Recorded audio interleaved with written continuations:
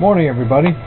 Gary Porter here. I'm doing some more work on my motor, and I finally got the board on the top of this 2x4 here is the energy recovery board. I haven't hooked it into the motor yet because I've been on a sidetrack mission, and I'm going to try to show you this.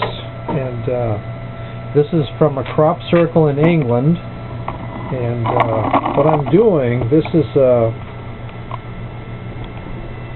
going to be an anti-gravity platform. This right here is a disc. It's made from a printed circuit board, and you can see there are 3 rings on this side, and then these pieces of wood allow me to turn it in a circle. Now on this side I've got connecting points that go out to the these are 20 coils from the crop circle, and that shows the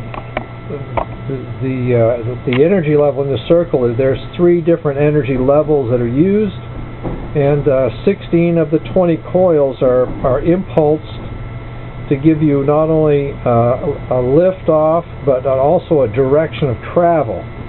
And this particular control will slide inside this 2 pieces here, so I can turn this. Okay, let me get this thing organized here a little bit. Okay, now I've got it inside here, and this is going to let me turn this 360 degrees. And what happens is there's the wires from the coils come out to a control board, and the control board will have the FETs and the drivers for the coils, and also the 3 energy levels will be generated on that. And from another crop circle, I found this particular shape here, and this shows 3 sets of magnets that are offset. And I believe that this represents a magnetic motor. And the north poles all point into the center. There are 11 magnets on the middle section, and then the inside section is 7. The outside row is fixed in position, and there are 13 of those. It sort of looks like a John Searle device, but in this particular case it's just regular magnets with the north poles all pointing inward, and the 2 central circles rotate in the same direction. And by using 11 and 13 and 7, you'll end up with the 2 outer rings are off by 2 magnets, and then the 2 inner ones are 11 and 7, so they're off by 4. And so this thing should constantly spin, and considering the power of some of our neo-magnets today, this could be one serious motor. And you simply move the magnets on each of the circles closer into the center excuse me, and it'll increase the power and the speed of rotation. So you could actually have like a Tesla relay arrangement where Tesla, just one of his coils he used as a lever control to move coils in and out and whatever. You could use that on the same shafts on each side of this thing.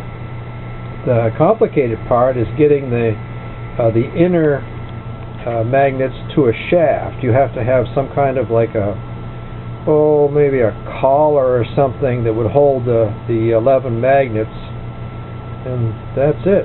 So with a little bit of luck we'll have here's the way I'm going to do the 3 energy levels. I got that drawing done, and basically it's high frequency impulses driving a primary, and these can either be normal electricity electrons or just cold electricity, whatever you want. And this will drive the three levels.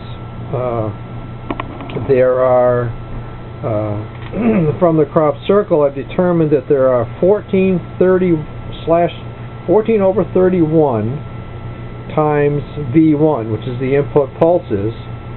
That gives you 0.451 times V1 is level 1. Level 2 is 21 over 31, 0.677 of V1, and level 3 is 27 over 31 times V1 as 0.871 times V1. Those are the three energy levels, and when you plot those on the crop circle, you get there's a C in the dead center of it, and if you give a weight to each of the circles, you'll see there's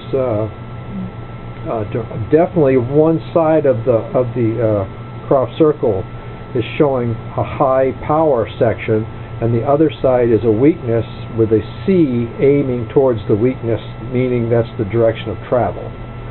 And I'll give you some more on that once we get it up and running. Have a